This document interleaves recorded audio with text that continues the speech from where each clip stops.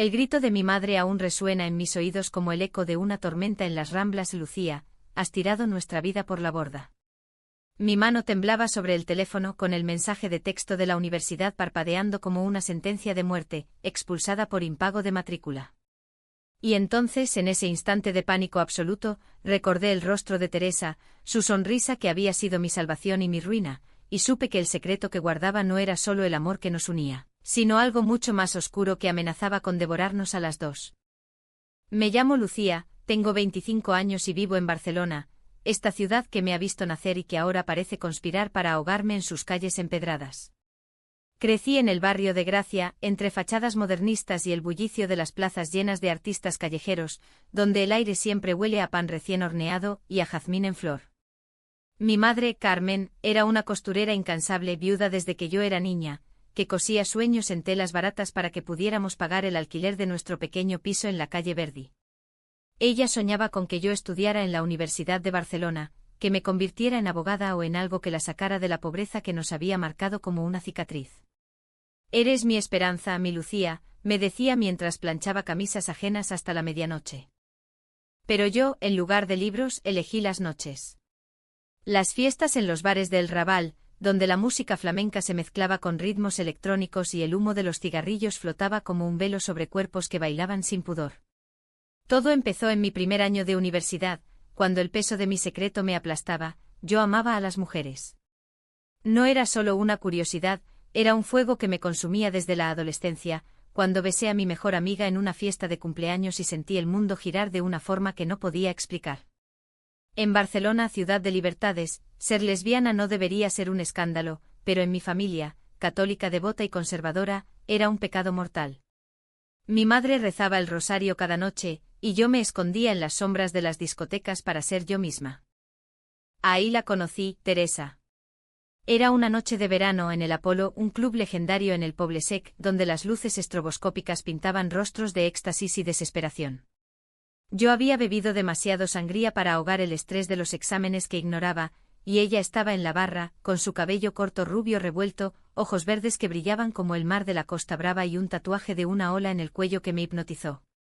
Tenía 24 años, era de Valencia pero estudiaba arte en la misma universidad, y cuando se giró y me sonrió, sentí que el mundo se detenía. Pareces perdida, guapa. ¿Buscas algo más que un trago?, me dijo con esa voz ronca, teñida de acento valenciano que sonaba a paella y fuego de hogueras. Hablamos toda la noche sobre Gaudí y sus caprichos arquitectónicos, sobre cómo Barcelona nos devoraba con su belleza caótica. Al amanecer caminamos por las calles vacías hasta la Sagrada Familia, y allí, bajo las torres que se elevan como dedos hacia el cielo, nos besamos por primera vez. Fue como si el mismísimo Antoni Gaudí hubiera diseñado ese beso, curvo, inesperado, lleno de formas imposibles. Desde entonces fuimos inseparables. Teresa era mi refugio, mi pasión. Vivíamos en un piso compartido en el Eixample con vistas a la Casa Batlló, donde las tardes se convertían en tardes de risas y caricias robadas en el balcón, mirando cómo la ciudad se teñía de oro al atardecer. Ella pintaba óleos salvajes inspirados en las musas del barroco español, y yo fingía estudiar derecho mientras perdía horas en sus brazos. Pero las fiestas. ¡Ay!, las fiestas eran mi vicio. Cada fin de semana arrastraba a Teresa a los locales del Born, donde el cava fluía como el Ebro y los cuerpos se entrelazaban en una danza de liberación. Gastaba el dinero de la matrícula en entradas, en rondas para amigos efímeros, en vestidos que nunca usaría 2 veces. Es solo una noche más, amor, le decía yo, y ella, con esos ojos que veían a través de mí, asentía, aunque sabía que era mentira. Mi madre enviaba el dinero puntualmente cada mes, sacrificando sus horas extras para que yo tuviera un futuro. No sabía nada de Teresa, ni de mis noches locas. Para ella, yo era la hija perfecta que llamaba los domingos para contarle sobre clases imaginarias. Pero el secreto crecía como una grieta en la fachada de una casa modernista. Pronto, los avisos de la universidad llegaron. Deudas acumuladas, semestres perdidos. Yo los ignoraba, enterrándolos bajo promesas a Teresa de que lo arreglaría. Somos jóvenes, Lucía. El mañana es para los cobardes, me susurraba ella mientras me besaba el cuello, y yo me convencía de que tenía razón. Un día de otoño, bajo la lluvia torrencial que azota Barcelona como lágrimas de los ángeles caídos, todo cambió. Estaba en la biblioteca de la universidad, por primera vez en meses, fingiendo revisar apuntes, cuando recibí la llamada de mi madre. Su voz era un torrente de furia y dolor. Lucía, ¿qué has hecho? El banco me ha llamado. El dinero que te envié. Desaparecido. ¿Fiestas? En lugar de estudiar. Colgué con el corazón latiendo como un tambor en las fiestas de la Merced, y corrí hacia el piso, donde Teresa me esperaba con una copa de vino y una sonrisa. Pero esa noche no pude mentirle más. Le conté todo, las deudas, la expulsión inminente, el amor que me hacía sentir viva pero también culpable. Ella me abrazó, su piel cálida contra la mía, y juró, lo superaremos juntas. Eres mi todo, Lucía. Mañana buscaremos una solución. Pero el verdadero secreto no era solo mi despilfarro ni mi orientación. Era algo que había enterrado tan profundo que ni siquiera Teresa lo conocía. Mi padre, el que mi madre decía que había muerto en un accidente de barco cuando yo era pequeña, no estaba muerto. Lo había visto años atrás en una carta arrugada que encontré en el fondo de un cajón. Él vivía en Madrid, con otra familia, abandonándonos por una amante. Mi madre lo había ocultado para protegerme, pero yo lo descubrí a los 16 y juré no decir nada, no romper su ilusión de viudez heroica. Ahora, con mi ruina expuesta, ese fantasma regresaba, susurrándome que yo era como él, egoísta, traidora. ¿Cómo podía amar a Teresa si ni siquiera podía enfrentar mi propia sangre? Las semanas siguientes fueron un torbellino. Mi madre vino a Barcelona, instalándose en el piso como una inquisidora medieval. La encontré un día en la cocina, hojeando facturas que yo había escondido, su rostro surcado por arrugas que no recordaba tan profundas. Eres lesbiana, ¿verdad? Lo he visto en tus ojos, en cómo evitas mis preguntas sobre novios. Su voz era un cuchillo, no de odio sino de traición. No lo negué. Lágrimas rodaron por mis mejillas mientras le confesaba mi amor por Teresa, que acababa de entrar en la habitación, pálida como un lienzo en blanco. Mi madre se levantó cruzándose de brazos. Esto es el fin de todo. Has malgastado no solo el dinero, sino tu alma. Vuelve a casa, Lucía. Deja esta abominación. Teresa intervino, su voz temblando pero firme. Carmen, la amo. Y ella me ama. No es una abominación, es nuestra verdad. Pero mi madre, con el peso de décadas de rosarios y sacrificios, no cedió. Se fue esa noche dejándome una nota: arregla tu vida o no vuelvas a llamarme hija. Me quedé rota, acurrucada en los brazos de Teresa, mientras la ciudad rugía afuera como un mar enfurecido. Intentamos seguir. Teresa consiguió un trabajo en una galería de arte en el Gótico pintando murales para turistas adinerados, y yo empecé a limpiar en un café de la Plaza Cataluña, sirviendo churros y cafés con leche a amanecer. Las noches eran nuestras, paseos por el Parc de la Ciutadella, donde los cisnes nadaban bajo la luna, y besos que sabían a esperanza renovada. Pero el secreto de mi padre me carcomía. Soñaba con él con su rostro en fotos antiguas, riendo en la playa de la Barceloneta. ¿Y si lo buscaba? ¿Y si le pedía ayuda para pagar las deudas? La idea era una traición doble, a mi madre y a Teresa, que ya cargaba con mis ruinas. Un mes después, el conflicto estalló. Recibí un email anónimo, una foto de Teresa en una fiesta, besando a otra mujer. Mi corazón se partió como una ola contra las rocas de la Costa Brava. Corrí al piso, gritando, ¿quién es ella? ¿Cuánto tiempo ha durado esto? Teresa, con los ojos llenos de lágrimas, juró que era un malentendido, una noche de borrachera antes de que nos conociéramos. Pero la duda se clavó en mí como una espina de rosa de los jardines de Montjuic. ¿Confías en mí, Lucía? ¿O tu miedo te ciega? Su voz era un ruego, pero yo, herida por mi propia culpa, la empujé. Tal vez sea yo la ciega. Tal vez no merezco esto.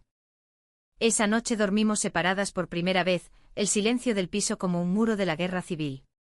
Al día siguiente tomé una decisión impulsiva, busqué a mi padre en Madrid. Compré un billete de AVE con el último dinero de mi sueldo, dejando una nota a Teresa: necesito respuestas. Vuelvo pronto. El tren surcaba la campiña castellana como un río de acero, y yo lloraba en silencio, preguntándome si el amor podía sobrevivir a tantos secretos. Llegué a Madrid bajo un cielo plomizo, como si la capital se burlara de mi alma nublada. La estación Atocha era un caos de maletas y prisas, pero yo me sentía invisible, una sombra entre los andenes. Mi padre vivía en un barrio residencial de Chamberí, según la dirección que había garabateado en una libreta años atrás. Caminé por calles anchas, flanqueadas por castizos balcones de hierro forjado, hasta un edificio anodino con portería. El conserje, un hombre mayor con bigote canoso, me miró con sospecha. ¿Busca a don Javier? ¿Familia? Asentí y él pulsó el interfono. Cuando la puerta se abrió, allí estaba él, Javier, con 60 años que no le pesaban, cabello plateado peinado hacia atrás y ojos marrones idénticos a los míos. Vestía un traje impecable, como si saliera de una junta directiva. Lucía. Dios mío, murmuró, y por un segundo vi el fantasma de mi infancia en su abrazo torpe. Me invitó a pasar a un piso luminoso, lleno de libros y fotos de una mujer rubia y 2 niños que no eran yo. Su nueva familia. Cenamos en silencio, paella recalentada que sabía a culpa, y entonces solté todo: mi madre, las deudas, mi expulsión, mi amor por Teresa. Él escuchaba, fumando un puro con manos temblorosas. Hija, yo te abandoné por cobardía. Esta vida es cómoda pero vacía. ¿Cuánto necesitas? Me ofreció un cheque, 10.000 euros, suficiente para salvar mi matrícula y más. Pero no le digas a tu madre, suplicó. La destruiría. Salí de allí con el dinero quemándome en el bolsillo, un secreto más pesado que el anterior. El ave de vuelta a Barcelona fue un borrón de paisajes, y cuando llegué al piso, Teresa me esperaba con maletas hechas. Has elegido huir, como siempre, me dijo, su voz quebrada como una guitarra flamenca rota. Le mostré el cheque, expliqué todo menos el origen, y ella se derrumbó en llanto. No es el dinero, Lucía. Es que no confías en mí. Esa foto era de una amiga, un beso de despedida antes de ti. Pero tú siempre asumes lo peor. Nos reconciliamos esa noche en una cama que olía a lágrimas y a perfume de lavanda valenciana. Sus besos eran un bálsamo, su cuerpo contra el mío un recordatorio de por qué luchábamos. Pero el idilio duró poco. Mi madre llamó de nuevo, esta vez con una voz que era puro hielo. He hablado con la universidad. Dicen que pagaste. ¿De dónde sacaste ese dinero, Lucía? ¿De ella? ¿De tus vicios? Mentí, dije que era un préstamo de un amigo, pero ella no creyó. Vino a Barcelona otra vez, esta vez con un crucifijo en la mano y un sacerdote de la parroquia de Gracia a su lado. La confrontación en el piso fue un vendaval. Estás poseída por el demonio. Esa mujer te ha corrompido. Teresa, pálida pero erguida, replicó: Carmen, el amor no corrompe. Es lo que nos salva. Yo estaba en medio, dividida como la ciudad entre el mar y la montaña. Grité a mi madre: te odio por no aceptarme. Por esconder a papá, por fingir que era un santo. El silencio que siguió fue ensordecedor. Su rostro se descompuso. ¿Qué has dicho? Ahí lo solté todo: la carta, el descubrimiento, mi viaje a Madrid. Ella se tambaleó como si yo le hubiera clavado un puñal. Lo sabía. Lo supe siempre. Pero te protegí, Lucía. Y tú me traicionas así. El sacerdote murmuró oraciones, pero nadie escuchaba. Mi madre se fue, no con furia, sino con un vacío que me aterrorizó más. Teresa y yo intentamos reconstruirnos. Paseábamos por las Ramblas, mano en la mano, ignorando las miradas de los turistas y los murmullos de los locales.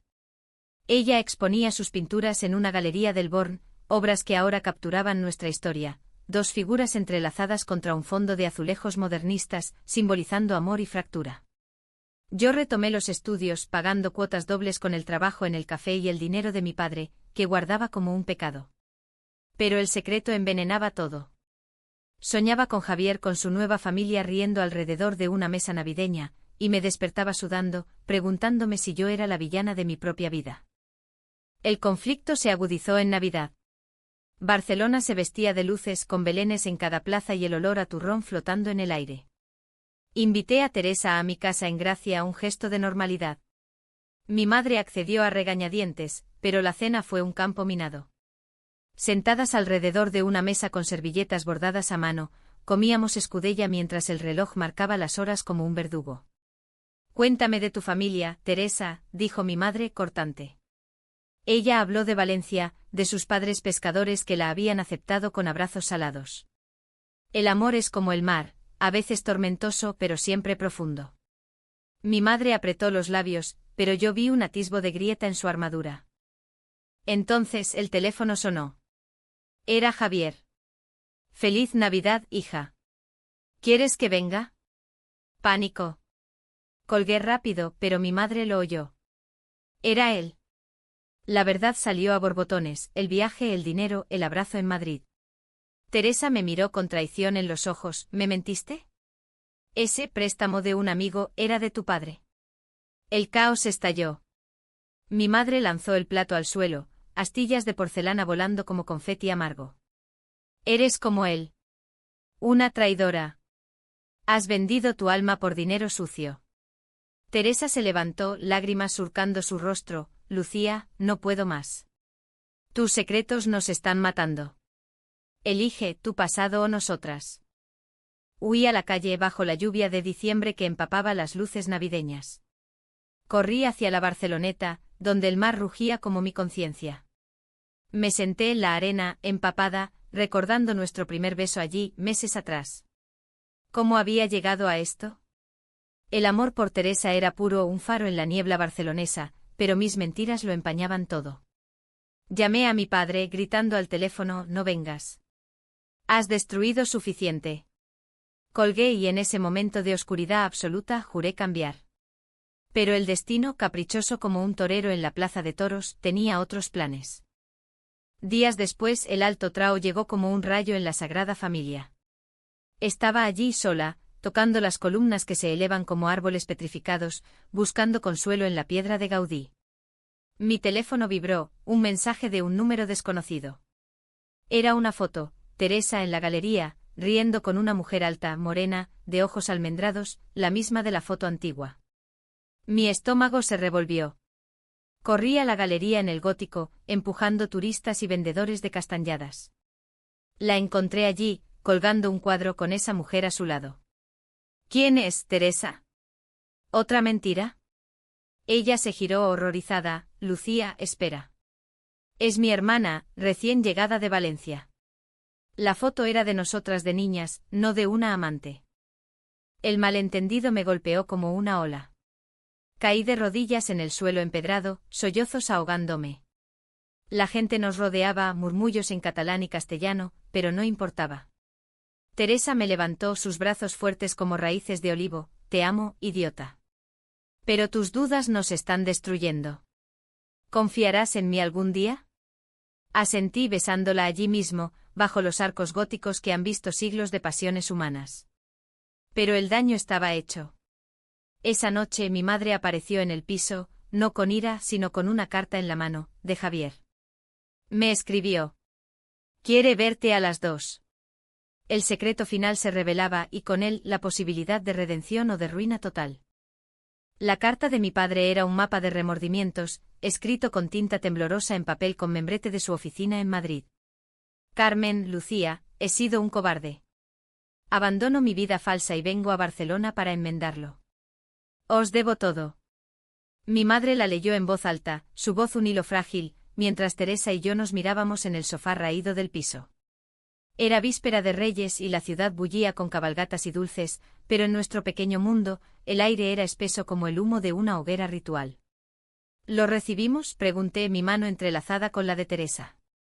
Mi madre dudó, sus ojos, esos ojos que me habían dado, nublados por décadas de dolor. Sí. Por Lucía.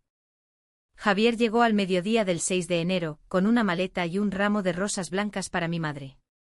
El encuentro en el café de la Plaza Real fue como una escena de Almodóvar, dramática, cargada de silencios y miradas que cortaban como navajas.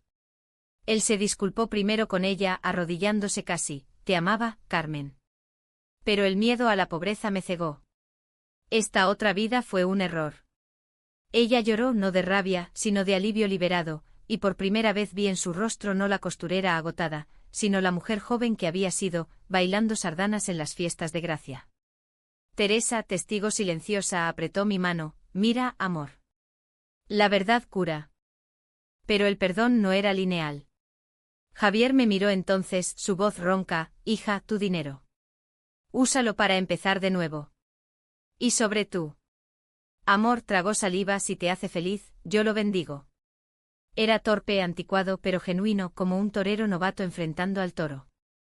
Le conté de mis fiestas, de las noches perdidas en el laberinto de Barcelona, y él asintió. Yo también malgasté años. Aprendemos o morimos intentándolo.